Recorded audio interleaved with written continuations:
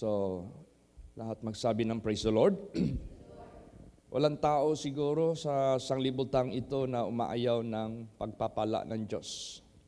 Walang sino man tao sa sanglibutang ito na matatawag natin pag binigyan siya ng option between curse and blessing. Wala sigurong taong magpili ng curse. Always blessing. Kung ang Diyos nagbigay sa atin ng pagpapahayag, paglatag, kaya sabi ng Diyos, I set before you two things, life and death. Wala sigurong magpili ng death. Of course, life ang pipiliin. Subalit, ang pinaka-importante, paano natin marating at maangkin yung gusto natin, such life and blessing. Meron talagang, kung sa bus pa yan, kung gusto mong magpunta ng Jensan, merong bus talaga na papuntang Jensan. Kung gusto mong magpunta ng Tagum, meron talagang bus papuntang Tagum. So ganun din, yung death and life, meron talagang papunta dyan na biyahe. Pili ka. Kung pili ka ng life, tingnan mo ng husto yung karatula na life, yung nakalagay doon na makarating ka talaga sa life. Hindi kay gusto mo ng life tapos ang sinasakyan mo pala death. Ay hindi ka makarating sa life. Doon ka ihatid sa death na hindi mo gusto. So ganun din, merong daan papuntang life, may daan papuntang death. May daan papuntang langit, kaharian ng Diyos, may daan papuntang impyerno. Tayo ngayon ang magpili. Hindi naman pwede, gusto natin ng life, tapos ang pinili natin na daan, papuntang impyerno. Ay hindi pwede makarating ka sa life. Impyerno talaga ang bagsak niya. Kaya itong blessedness, nasa kamay ito ng Diyos. At pati na rin yung curse. Sa Kanya galing yan eh. Kumbaga pa, He is the God that rendereth to every man according to his works. Kaya nga sabi dyan, God will bring out all the secret works, whether that is good or evil. So, ibig sabihin yan, siya ang magbibigay ng ganti.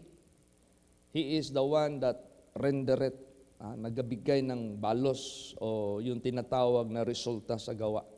So, ngayon, what we are now discussing through the message this morning about blessedness. Para yan ang sakyan natin na bus. Yan ang daan na dapat nating piliin para makarating tayo sa blessedness. Basahin natin. Paano natin marating? Basa Psalms 106 verse 3. Praise the Lord. Blessed are they that keep judgment, and he that doeth righteousness at all times. Yan. Yan. Blessed are they that keep judgment. Anong judgment? The Word of God. Judgment, that is a decision making. What to choose. What to let go. What to retain. What to cast. And what to embrace. Judgment. Yan ang judgment. Pipili ka kung anong itapon mo, anong ipanatili mo, anong piliin mo. Pag nag-judge ka, i-execute mo yung enforcement. Itakwil ang hindi karapat-dapat mong piliin, i-embrace mo yung pinili mo na iyong gusto. So, ganoon din ang Word of God. May pinagbabawal ang Diyos, may pinapagawa ang Diyos. So, kung gusto mong maging blessed, i-keep mo yung judgment. I-enforce mo. Anong enforcement doon? Pag hindi pinapagawa ng Diyos dahil kasalanan at masama, huwag mong gawin. Yun ang enforcement. Pag ano yung pinapagawa ng Diyos sa kanyang kautusan na gawin, i-enforce mo. Gawin mo talaga. Huwag kang mag-alinlangan. So, blessed are they that keep judgment, and he that doeth righteousness at all times. Yung paggawa ng katuwiran, lahat ng oras, lahat ng panahon, lahat ng pagkakataon, mapalad ka. Bakit? Bakit kailangan lahat ng pagkakataon, lahat ng panahon? Kasi kung gagawa tayo ng, lagay na lang natin, 1 taon kang gumawa ng righteousness, 1 araw ka gumawa ng kasalanan, mabubura man yun. O kaya, kailangan talaga, yan ang sinabi sa Bible yung righteousness ng righteous, hindi yan makapagligtas sa kanya, panahon sa 1 araw lang gagawa ng masama. Burado yun. Sayang naman. O kung gagawa ka man lang ng righteousness, ituloy mo at all times, hanggang sa kamatayan, hanggang sa pagbalik ng ating Panginoong Hesukristo. Yun ang nararapat. Kaya, blessed ka pag ginawa mo ang righteousness at all times. So, kailangan marunong tayo ano yung dapat tanggihan, ano yung dapat sa Bisaya pabalibaran, at ano rin yung dapat na tangkilikin o ano yung dapat na ating ibigin. Basahin natin dito sa Psalms 1:1-3. Praise the Lord. Blessed is the man that walketh not in the counsel of the ungodly, nor standeth in the way of sinners, nor sitteth in the seat of the scornful. But his delight is in the law of the Lord, and in his law doth he meditate day and night. And he shall be like a tree planted by the rivers of water, that bringeth forth his fruit in his season. His leaf also shall not wither, and whatsoever he doeth shall prosper. Yan. Ito yung blessedness.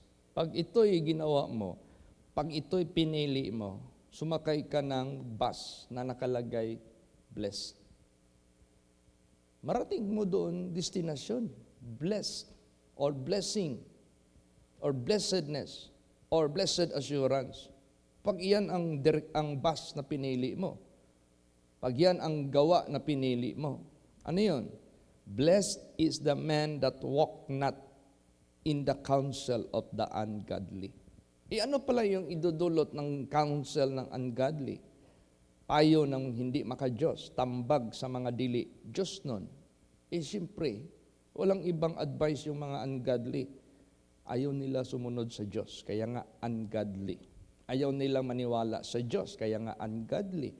Ayaw nilang makinig sa Diyos dahil kaya nga ungodly. Kung ano yung mga advice nila, hindi yun tutukma sa kautusan, sa kalooban, sa katuwiran, sa kabanalan ng Diyos. Hindi yan tutukma. Kaya nga tawag sa kanila ungodly. Ayaw nila ang Diyos. Ay mag-advise yan sa iyo. Huwag kang makinig sa kanila. Blessed is the man that walk not. Hindi ka nagsunod, hindi ka naniwala, nag-refuse ka. Mapalad ka. Kasi hindi ka nila kayang ilihis, hindi ka nila kayang i-convince sa kasamaan. Manatili ka pa rin na lumalakad sa katuwiran. Nor standeth in the way of sinners. Alam mo, ang mga sinners, meron din silang stand. Meron din silang yung tinatawag na prinsipyo. Kaso lang, ang prinsipyo nila, ang stand nila, mali. Salungat sa Diyos. Kasalanan sa Diyos. Kaya nga sinners Kasi ang gawa nila, puro taliwas sa kautusan, sa kalooban, sa kinalugdan ng Diyos. Kaya nga tinatawag na sinners Kasi ang mga gawa nila, mahahatulan ng Diyos na masama.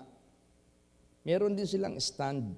Meron din silang principle o prinsipyo sa buhay. Pero mali.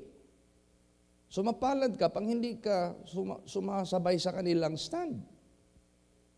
Mapalad ka na hindi ka naniniwala sa kanilang stand at mapalad ka na hindi mo ina-adapt yung stand nila na makasalanan. O isa yan, mapalad ka. Kasi hindi ka nila kayang i-deceive, hindi nilang kayang i-bend yung iyong desisyon na sumunod sa katuwiran ng Diyos. So, mapalad ka pag hindi ka nag-stand sa way ng mga sinners. Nor sitteth in the seat of the scornful. Alam mo na yung mga pinag-uusapan nila, alam mo yung scornful, kasama na yung mga marites, kasama na yung backbitings, kasama na yung paninira ng ibang tao, Kasama na yan, lahat-lahat na mga scorning. Pagyubit. Mapalad ka na hindi ka sumasawsaw dyan. Mapalad ka, hindi ka umuupo dyan. Na kung ano yung sinusumsuman nila, hindi ka umuupo doon. Hindi ka nagsawsaw doon. Hindi ka, kung ano yung mga pinag-uusapan doon na nagsumsuma na sila ng buhay ng ibang tao. Ang pinag-uusapan nila, puro, pagtanungin mo, saan yung source mo? Sabi ni ganito. Ikaw, anong source mo? Sabi din niya. Puro lang sabi-sabi. Anong ibig sabihin? Hearsay. Alam mo yung hearsay? Sabi-sabi lang. Wala talagang personal knowledge doon sa tao na pinag-uusapan nila. So ang pinag-uusapan nila, puro na lang chismis, puro na lang pagsisira, puro na lang scorn, pag-scorn. Huwag kang mag-upo dyan. Makipagsawsaw ka dyan. Kasi pag uupo ka dyan sa mga scornful, partaker ka sa kanilang mga dituwid na mga gawa, na mga masasama na pinag-uusapan nila na puro na lang marites, puro pagsira sa kapwa, paglagay ng mga dumi sa ibang tao. Hindi pwede yun. Gusto mo maging blessed, huwag kang umupo sa mga scornful. Isa yan. Saan pala ang kanyang delight? Sinabi dito. But his delight is in the law of the Lord. Ang kanyang kagalakan nasa batas ng Diyos. Katuwiran, kabanalan, kasakdalan. Nandyan yung delight niya. Upang yan ay gawin, upang yan ay sundin. And in His law that He meditate day and night. Yun yung inaatupag niya araw at gabi. Hindi yung inaatupag yung mga chismis, hindi yung inaatupag yung mga hearsay dyan. Hindi. Inaatupag niya yung Diyos, yung salita ng Diyos. Yun ang meditation niya day and night. Yung batas ng Diyos, yung kautusan ng Diyos, yung righteousness ng Diyos, yung holiness ng Diyos, yung commandments ng Diyos. Na hindi nilalapastangan, chine-check lagi ang sarili, laging nire-refresh ang sarili. Sino dito na mag-take ng board exam? O kahit quiz. Quiz na lang tayo, huwag na itong board exam. Quiz. Sino dito mag-take ng quiz? Pag sinabi ng teacher, class, write this on your notebook. Chapter this and page this until this page. 5 pages. Study kayo nito kasi dyan ako magkuha ng mga iki-quiz natin. And this is a long quiz. Ikaw na nakarinig, ilista mo yun. Pagdating doon sa bahay, kung ano yung nilista na sinulat ng teacher, doon ka mag-study, focus ka, huwag kang maglagpas doon, huwag ka rin, doon lang, within. Kasi doon siya magbigay ng questions. Walang estudyante na gustong mataas yung score na hindi mag-review. Review. Anong review? Siyempre, partly, nagbigay na ang teacher ng lahat ng mga teachings about that. I-review mo yan. Basahin mo uli, kaya nga review. View, tingnan mo. Basahin mo. Ulitin mo. Pagdating ng exam, pag nag-review ka, pag nag-refresh ka, taas yung kuha mo. O ganun din sa buhay natin. Ang meditation natin sa Word of God. Bakit? Are we going to quiz? Yes. Are we going to be tested? Yes. O di pagdating ng exam, pagdating ng pagsubok, hindi ka magkakamali kasi meditation mo yan day and night. Praise the Lord. Dami kayang pagsubok sa buhay natin araw-araw. Kakambal na kaya natin ang tukso na yan. Kakambal na kaya natin yung trials na yan sa buhay natin. Pero don't misinterpret it. Why?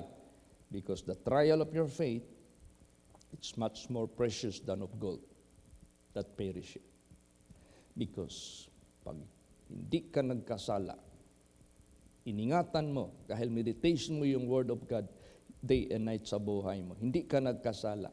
Hindi ka nag-stand sa mga stand ng mga sinners. Hindi ka tumupad sa mga ungodly na mga counsel. Hindi ka nakisawsaw doon sa mga scorners na yan. Napasahan mo kasi nire-review mo yung utos ng Diyos. Maghahati dyan sa iyo. Yun ang magwi-witness sa iyo pag judge ng Diyos. Whether you are worthy to be blessed, whether you are worthy to be promoted, whether you are worthy to receive the blessing, whether you are worthy to be heard of all your prayers, whether you are worthy, your delight, your desires will be granted. Yun yung magwi-witness sa iyo. Praise the Lord. So yung blessedness na yan, parang bus yan. Direksyon papuntang, saan ka sister, saan ka brother? I want to be blessed. O sumakay ka ng blessing. Yan ang sakyan mo. Makarating ka doon sa blessing. Yan ang destination mo. Ito na. Sakay na tayo dito. Huwag ka nang makinig sa mga counsel ng mga ungodly. Huwag ka nang mag-stand sa mga opinion ng mga sinners. Huwag kang makipagsawsaw doon sa mga scorners na yan. Saan ka?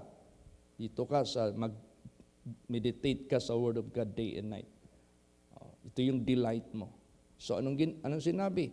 But his delight is in the law of the Lord, and in his law that he meditate day and night, and he shall be like a tree planted by the rivers of water, that bringeth forth his fruit in his season.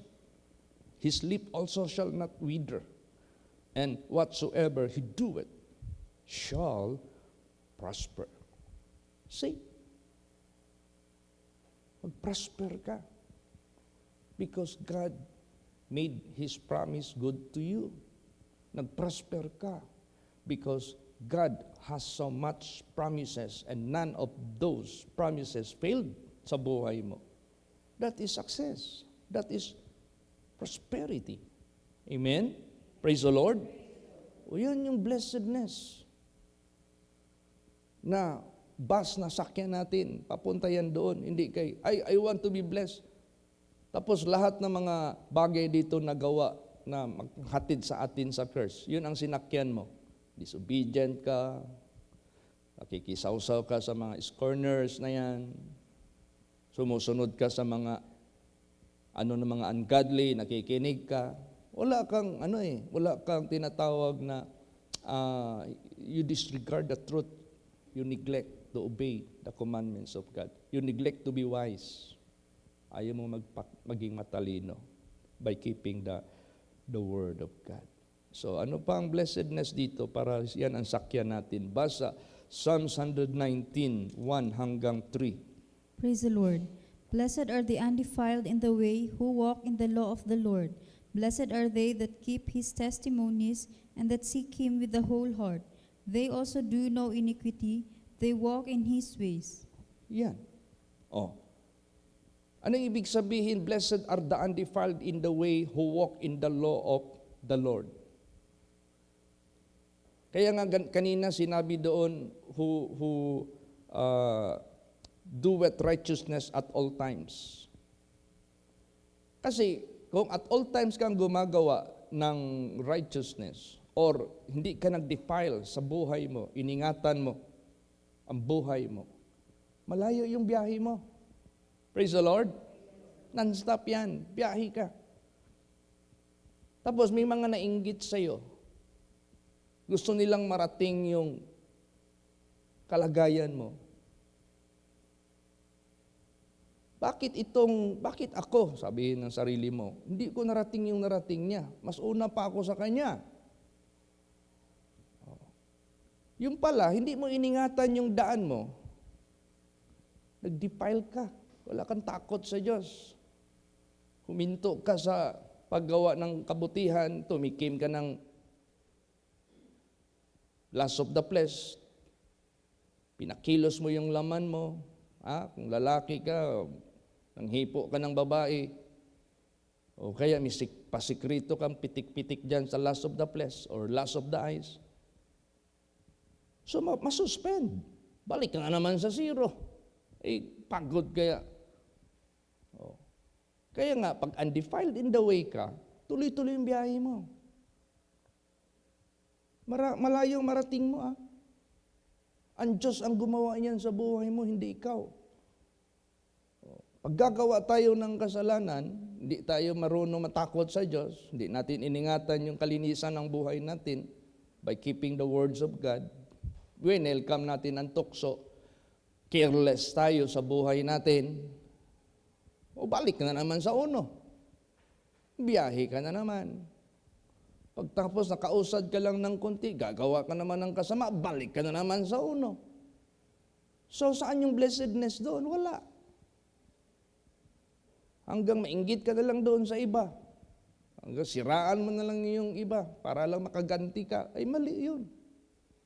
Hindi mo pwedeng maangkin yung nasa kanya, iba sa iyo, iba sa kanya. Yung sa iyo, hindi niya maangkin yun. Yung kanya, hindi mo rin maangkin. So, kung gusto mo ng blessedness, sakay ka sa bus ng puntang blessing. Ito na. Ang statutes ng ating Panginoon Diyos, do not ever defile yourself. Praise the Lord. Matakot ka sa Panginoong Diyos. Ay paano yan, Pastor? Nabansagan ka o nabansagan ako ng ganito ang ginawa ko. Oh, never mind. Bakit? Sila ba ang mag-judge sa atin? Sila ba ang maglagay sa atin sa impyerno? O sila ba ang maghatid sa atin sa langit? Ang Diyos. Kaya ang kailangan natin, godly fear. Hindi yung takot ka sa tao, takot ka sa comment sa tao, takot ka sa opinion ng tao, takot ka sa storya ng tao. Ano, tao ang pinaglilingkuran mo? Sila ba ang dapat nating sambahin? Hindi po. Ang Diyos.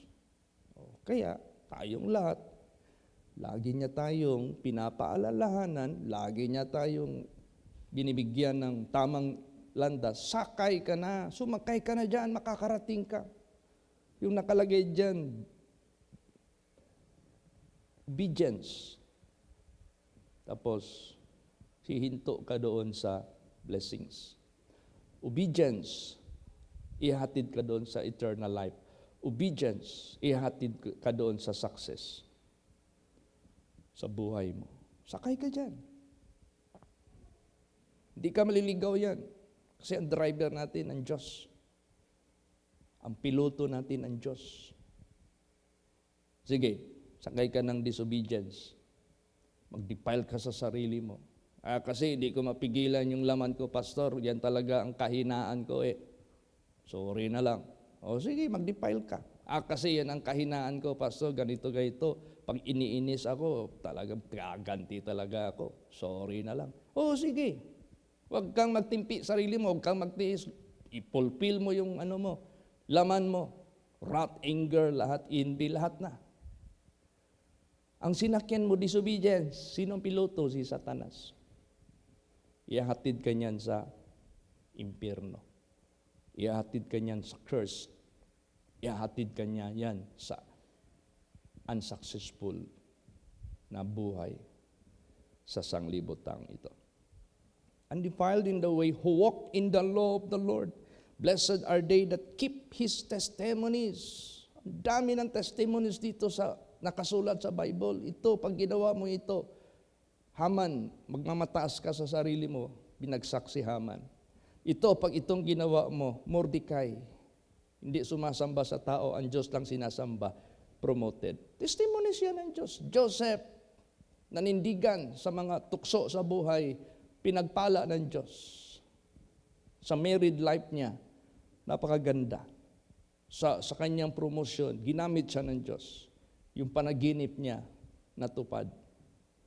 O di, testimony ng Diyos yan. Di ba? Ganun ang gusto ng ating Panginoong Diyos. I-keep mo yan.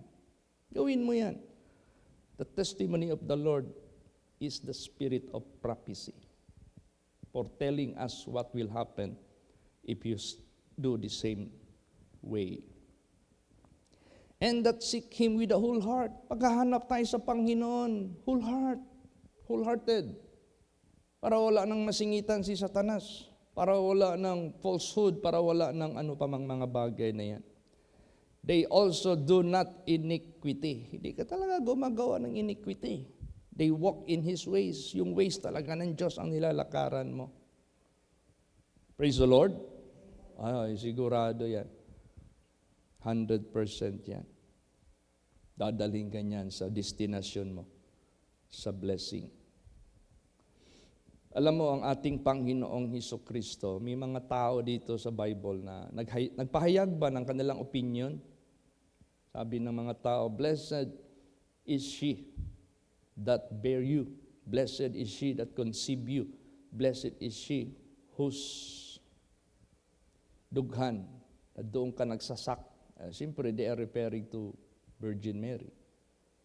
Pero anong sagot ni Lord Jesus Christ? Basa. Luke 11:28. Praise the Lord. But he said, Yea, rather, blessed are they that hear the word of God and keep it. Yes, yan ang pinaka-blessedness. Hindi mo pwede sabihin, mapalad ka kasi yung father-in-law mo si Pastor Samuel Gabre. Mapalad ka dahil yung pastor dyan, papa mo. Mapalad ka. Hindi yun. Walang blood relationship ang kinalalaman sa blessedness. Saan nagbabari? Saan nagre-rely yung blessedness natin? If you keep the word of God. 100% yan. Para ka nang sumakay dyan ng life, blessings, success, prosperity, lahat ng mga pangako ng Diyos. Yan ang sinakyan mo.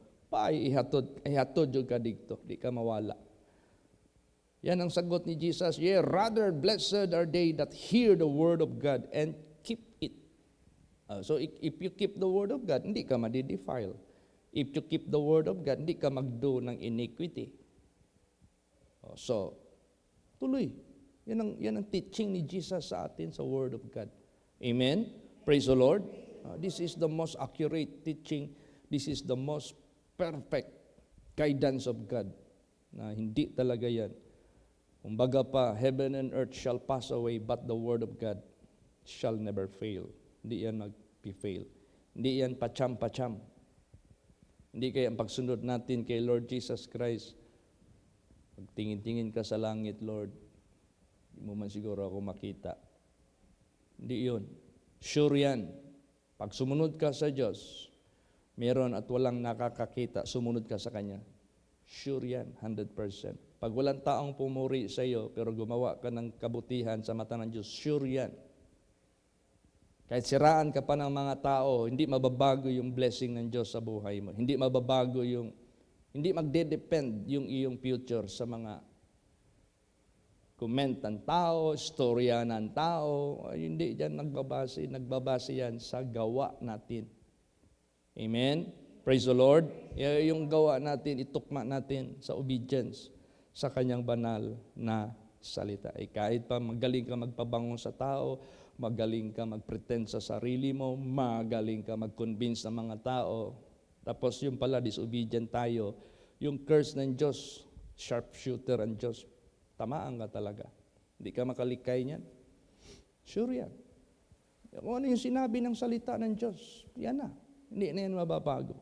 Sumakay ka ng disobedience, sumakay ka ng pagdipal sa sarili mo, kahit pa ipabili mo yung mga tao sa mundong ito na wala kang ginawang masama. Hindi magbago yung ano ng Diyos, direksyon sa resulta. Tatamaan ka, bullseye ka talaga niyan. Ganun po. Kaya sa buhay natin, mas maigi pa, sumakay na tayo sa bus na yan. Blessing. Do no iniquity. Do righteousness at all times. Tsaka, hindi natin pagmamayabang yan. Sa Kanya yan eh. Dahil tayo naniwala sa Kanya, dahil tayo ay sumunod sa Kanya, by the help of God, by the grace of God, nagawa natin yan. I can do all things through Christ, which strengtheneth me. Basa pa, James 1:27.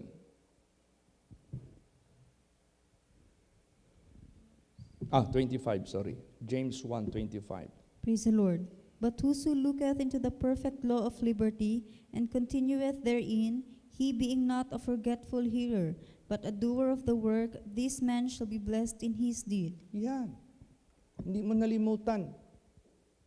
Di ba? Minsan, pag nag-exam tayo, nag-quiz tayo, tapos nalimutan mo.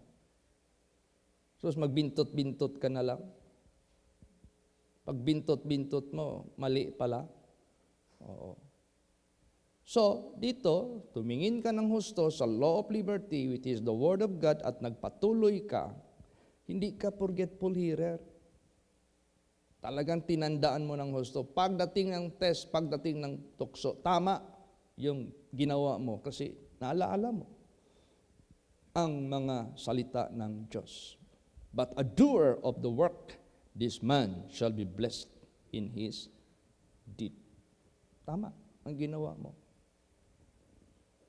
Umiwas ka sa tukso, umiwas ka sa masama, umiwas ka sa kasalanan, tuloy ka lang. Tama ang ginawa mo. That man will be blessed dahil hindi siya hearer or forgetful hearer, but a doer of the word. Basa pa Revelation 22:14. Praise the Lord.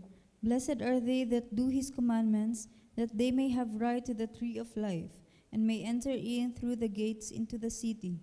Yan. Hindi lang yung matatawag nating success, prosperity, blessings, your desires will be given. Hindi lang yan. That is just shallow. Mababaw lang yan. That is just temporal things. Meron pang higit dyan. Meron pang highlight dito. Blessed are they that do His commandments. The same pa rin. Na makatanggap ka ng blessing, makatanggap ka ng success, prosperity, promotion, protection, lahat-lahat na pangako ng Diyos. Pero mga temporary lang yung mga bagay na yan, dito lang yan sa mundo. But meron pa na masigit dyan. Pero the same pa rin ang gawain na yan. Meron pang deeper, meron pang wider, meron pang higher, meron pang farther na benefit. Ano yun? That they may have the right to the tree of life. Meron kang karapatan na abutin yung tree of life. Wala yung sword na gumagano na pag ganon mo putol yung kamay mo. Wala. May right ka. May protection ka. May karapatan ka. May kapangyarihan kang mag-stretch ng iyong kamay to reach the tree of life para hindi ka na mamatay. Everlasting life yan. And may enter in through the gates into the city. Pasok ka. Hindi yung nangyari doon sa mga 5 foolish virgins, hindi nakapasok. Unprepared, disobedient, unholy, defiled themselves. Nagdumi sa sarili nila without meditating the Word of God, without keeping the Word of God. Walang takot sa Diyos. Mahilig mag-pretend, mahilig mag-pretend lang, mahilig lang magpabango sa mga tao. Tao ang kanilang pinaparangalan, tao ang kanilang kinakatakutan. Hindi matakot dyan sa Diyos. Hindi tuloy-tuloy yung paggawa nila ng righteousness. Putol-putol. Paano ka makarating sa destinasyon mo? Balik ka naman sa uno. So, ingatan natin. Anong sinasabi ng salita ng Diyos? Kasi yan ang accurate. Yan talaga. Diyan talaga tayo magbase ng ating decision. Tree of life. Pasok ka. At ito pa namang Diyos. Nakatingin talaga sa atin lagi. Hindi humiwalay yung kanyang mata sa atin. Kung ano yung pinanumpa natin sa Kanya, gawin talaga natin yan. Praise the Lord. Basahin natin. Psalms 119 verse 106. Praise the Lord. I have sworn, and I will perform it, that I will keep thy righteous judgments. Yan, nanumpa ako, gagawin ko yan. Ay iingatan ko ang iyong righteous judgments. So, anong panumpa niya? Iingatan ko ang iyong righteous judgments. Ipi-perform ko yan. Gagawin ko yan. Yan, ang gusto ng ating Panginoong Diyos. Saan ka magtingin ng righteous judgment na hindi ka magkakamali, mag-decide kung anong gawin mo dito? Sa Word of God. The Word of God is judgment of God. Kaya huwag tayong maging katulad sa mga Pharisees. Alam niyo yung mga Pharisees? Sila yung mga tao na well-known noon na mga elite. Ano yung elite? Tinitingala ng mga tao. Alam mo yung elite? Feeling sila yung superior. Alam mo yung elite?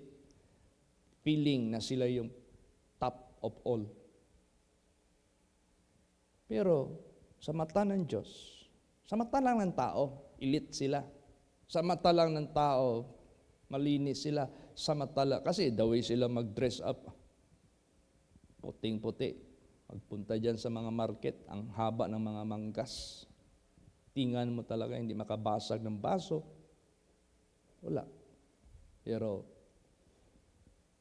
yung pala, sa totoo lang, inwardly, sabi ni Jesus, para silang pansyon. Parang pansyon. Puti ang labas, o marble ang labas, ang loob, buto na bulok, uod na mabaho. Lahat nandyan na ang karumihan. Yun yung mga Pharisees na nagpapakita sa tao, malinis, pero in the eyes of God, they violate the commandments of God. Marumi sila sa harapan ng Diyos.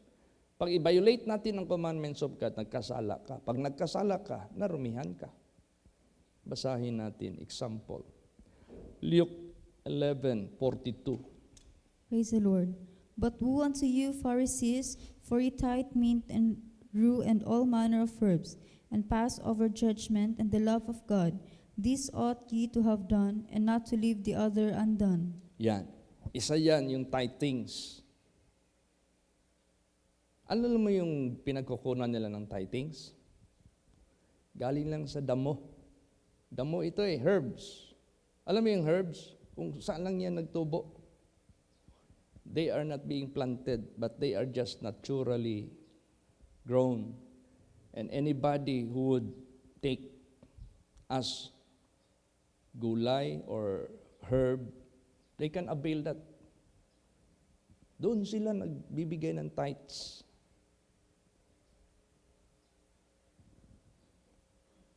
Ha? Ganon? Tapos sinabi dito, all manner of herbs and Passover judgment. Hindi na sila nagbase doon sa kanilang totoong pinagkikitaan. Hindi na sila nagbabase doon sa totoong income nila. And the love of God, yung love natin sa Panginoon Diyos, wala sila. They omit it. This ought ye to have done. Dapat ito ang gawin ninyo, and not to leave the other undone. Kasi mahilig sila na para pa-impress lang sa tao. Pero yung mga utos ng ating Panginoong Diyos, they don't care. Kaya nga ang sabi ni Jesus sa kanila, you Pharisees, you sit on the seat of Moses and teaching the law of God to comply by your members. But you yourself, even single finger, you will not carry to obey the law. Wala. So, huwag nating gayahin ang mga Pharisees na yan. Praise the Lord. Huwag nating gayahin. Kasi, bullseye ka talaga. Matatamaan talaga tayo pag tayo ay hindi naghusay sa buhay natin. So, ano ang ibig sabihin nito sa sinabi dito? They are not telling the truth. They are not showing what is the reality. Hindi. Basahin natin. Psalms 15 verse 2. Praise the Lord. He that walketh uprightly and worketh righteousness, and speaketh the truth in his heart. Ayan. He that walketh uprightly, worketh righteousness, speaketh the truth in his heart. Wala ito sa kanila. They are not telling the truth. They are not walking uprightly. They are not doing righteousness. So, sa buhay natin, alam mo na yon. Hindi man gi-elaborate lahat ni Jesus ang description sa mga Pharisees, meron lang siyang binibitawan, they are hypocrites. Tapos, you are like a pancyon, malinis ang labas, puti ang labas, pero ang loob puno ang bulok. Yung bulok doon, ang dami ng ano doon. Lahat ng klaseng iniquity nandoon na, pero hindi yan hayag sa mga tao. Tago yan. Ang pinapalabas lang lagi, puti sila, walang mancha. Pero inwardly, in reality, ang buhay nila, super, napakarumi sa harapan ng ating Panginoong Diyos. So, lahat tayo, mag-ano talaga, yung refresh lagi sa Word of God para hindi tayo mabully o ma-scam ng masamang espiritu ni sa ating sarili. How and how long shall we keep the law or the commandments of God? Basahin natin. Psalms 119:44. Praise the Lord. So shall I keep thy law continually forever and ever. Continually, forever and ever. Ibig sabihin yan, continually, habang buhay pa tayo, till death, forever and ever, kahit nandoon na tayo sa langit, we still abide to keep His law, to keep His commandments, to obey the system of His rules. Sunod pa rin tayo ng buong puso. Praise the Lord. So, para hindi maputol yung mga pangako ng Diyos sa buhay natin, para hindi tayo maghintay ng wala, tuloy lang. Bakit? Basahin natin. Ezekiel 18:21 hanggang 22. Praise the Lord.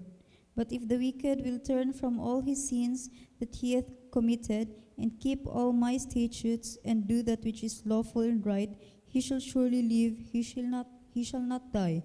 All his transgressions that he hath committed, they shall not be mentioned unto him.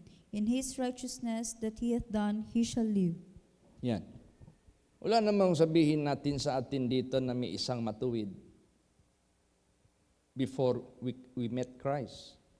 Lahat tayo makasalanan before we met Christ, bago natin nakita si Jesus.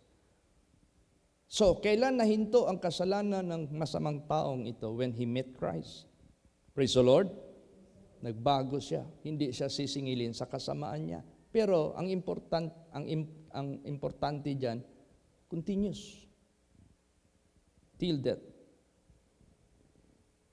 Last verses, basa Luke 1:74 hanggang 75.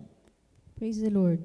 That he would grant unto us that we, being delivered out of the hand of our enemies, might serve him without fear, in holiness and righteousness before him, all the days of our life. Yes. All the days of our life. In holiness, in righteousness. The remaining time, the remaining days, the remaining months, the remaining years, kung ilan pa yan. Give your life, the rest of your time, to do the will of God. Yan. So, salamat tayo sa ating Panginoong Diyos.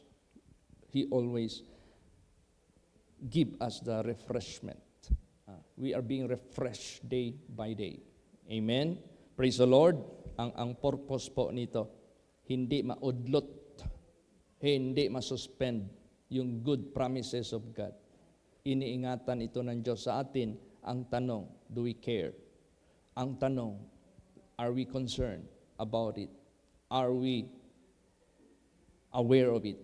So, dapat lahat tayo maging, huwag kayo mag-usap dyan habang nagpipreach ako dito. Praise the Lord. Alam mo niyo, if someone talk to you while I'm preaching, sabihin mo, ganun lang.